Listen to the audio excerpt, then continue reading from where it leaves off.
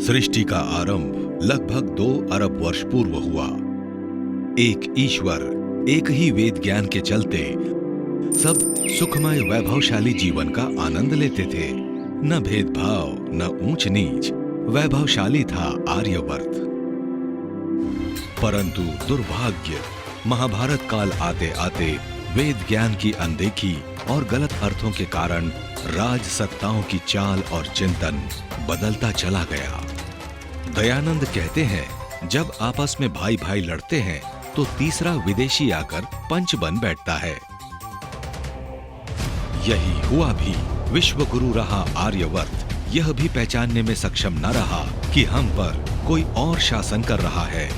विशाल वैभव का यह देश विदेशी आक्रांता, अंग्रेजी सत्ता, कुरीतियों और अंधविश्वासों के बोझ तले अंधियारे काल में गहरी नींद में सो चुका था।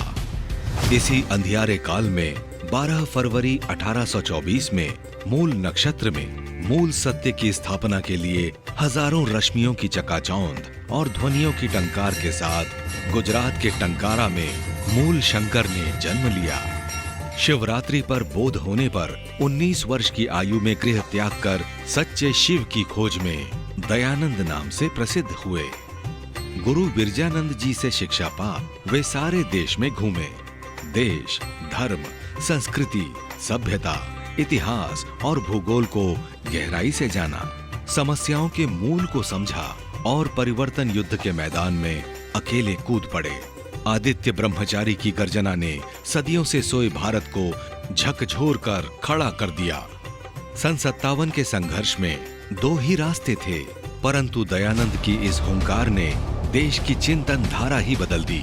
कोई कितना ही करे, किंतु जो स्वदेशी राज्य होता है वह ही सर्वोपरि, वह उत्तम होता है। इतिहास के हस्ताक्षर हैं कि इस युग में स्वदेशी और स्वराज्य शब्द का जन्म इसी वाक्य से हुआ। विराट भारत की कल्पना दयानंद ने ही दी। वेद के गलत अर्थों को प्रचारित करके अपने ग्रंथों को महानतम बता के मूल संस्कृति समाप्ति का षड्यंत्र था। तब दयानंद की ये सिंह गर्जना थी, वेद ही ईश्वरीय ज्ञान है, वेदों की ओर लौटो। वेद के सही अर्थ भी लौटे और भूले बिसरे लोग भी। इस युग में तुम्हारी क्रांतिकारी सोच ने ही तो आत्मनिर्भर भारत के लिए पहली गौशाला दी, पहला अनाथालय दिया, पहला महिला गुरुकुल और महिला छात्रावास दिया, पहला स्वदेशी बैंक, पहली पुनर्वास कॉलोनी दी, आयुर्वेदिक फार्मेसी दी, डीएवी कॉलेज दिया, गुरुकुल परंपरा को जागृत किया, हिंदी का उपहार दिया, नमस्ते शब्द से पहचान दी। तुम्हारी सोच ने ही डोला पालकी जैसी सैकड़ों प्रथाएं तोड़ी, समुद्र पार जाने का मिथक तोड़ा, विधवाओं को सम्मान दिलाया, महिलाओं को वोट का अधिकार दिलाया, पहली महिला विमान पायलट दी, भगत सिंह, बिस्मिल, लाजपत राय जैसी बलिदान होने वाली सेना दी, तो श्रद्धानंद, श्याम जी, कृष्ण वर्मा जैसे हजारों क्रांतिकारी दिए, मुंशी प्रेमचंद और गुरुदत्त जैसे क्रांतिकारी कलमकार दिए, सैमुअल स्टोक्स को महात्मा सत्यानंद बनाया, तलपड़े जैसी वैज्ञानिक सोच के लोग दिए, जातिवाद तोड़कर आर्य नाम दिया, नया चिंतन, नई सोच दी, सत्यार्थ प्रकाश दिया और अमूल्य उपहार आर्य समाज दिया। ऋषि दयानंद, हम तेरे नतमस्तक हैं, पर हमारी जिम्मेदारी समाप्त नहीं हुई।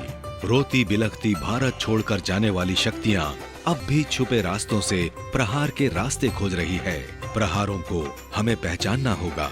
दयानंद ने अंधकार से निकालकर हमारा आज दिया है। अगली पीढ़ी को हमें बेहतर कल देना है। आंकड़ों से हमें समझना भी है, संभलना भी है।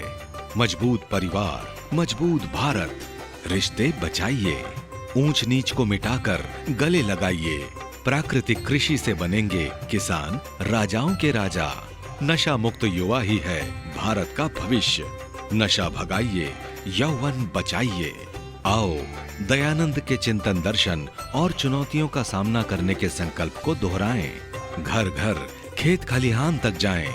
यह राष्ट्र विश्व को राह दिखा पाए, आज यही संकल्प है। हम विश्वास व्यक्त करते हैं कि आर्य समाज गत 1.5 शताब्दी की भांति ही राष्ट्र निर्माण के कार्यों में पूर्ण संकल्पित एवं समर्पित भाव से कार्य करता रहेगा।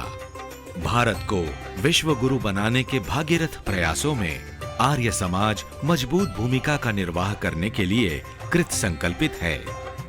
आज आर्य समाज की विश्व के 5 महाद्वीपों में विस्तारित 10,000 से अधिक इकाइयां सेवा, शिक्षा, संस्कार और अन्य मानव उपयोगी कार्यकलापों में पूर्ण रूप से संलग्न है और महर्षि दयानंद के दिखाए मार्ग पर चलकर कृणवंतो विश्वमार्यम के लक्ष्य की ओर आगे बढ़ रही हैं। हे महर्षि, हे दयानंद, 200वीं जयंती पर नतमस्तक हैं हम सब। हे दयानंद, तुम्हें वंदन, वंदन, वंदन।